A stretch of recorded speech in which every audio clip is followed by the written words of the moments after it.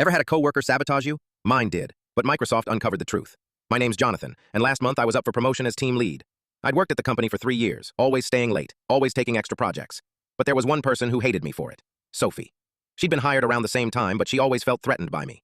Our supervisor, Jacob, he clearly favored her. No matter how many times I delivered results, he'd praise her for the smallest things. Sophie had always hated me, ever since my proposal was chosen over hers last year.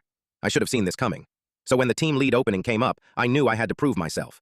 For 3 weeks straight, I worked on a major budget analysis and project proposal. I always saved my files on the shared department drive so Jacob could review them anytime. The final presentation was scheduled for Monday morning, in front of the entire finance department and Mr. Raish, the department head.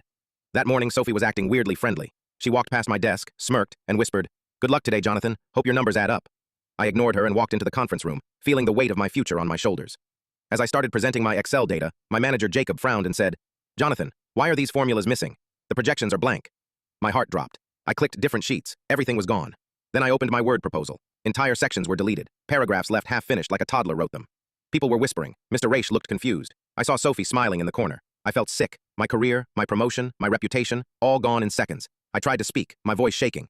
I did work on this. I don't know what happened. Maybe it got deleted somehow. But deep down, I knew.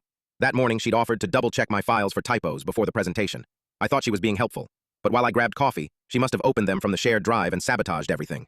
Then Jacob shook his head, disappointed. I could almost see a flicker of satisfaction in his eyes, like this was the moment he'd been waiting for to prove Sophie deserved the team lead position instead of me. He sighed dramatically and said, "Let's check version history just to be sure."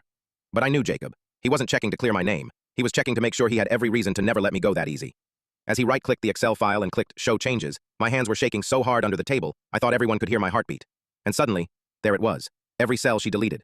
Her name was there, time-stamped just an hour ago. Then he opened my Word proposal and checked version history. It showed her deleting entire pages minutes before the meeting. The room went silent. I turned to Sophie and asked quietly, "Why? Why would you sabotage me?" She stuttered and said, I didn't. It must be a glitch." Before Jacob could respond, Mr. Raish cleared his throat, his voice calm but cold. He said, "Jacob, restore Jonathan's files. Let him finish his presentation. Sophie, after this meeting, you will report directly to the HR, and I expect a full report of this incident on my desk by the end of the day."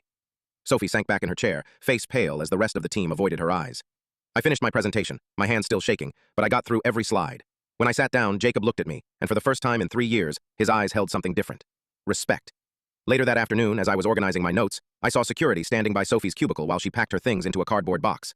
She didn't even look at me as they escorted her out of the building. An hour later, HR sent out an email to the department. Effective immediately, Sophie Smith is no longer with the company.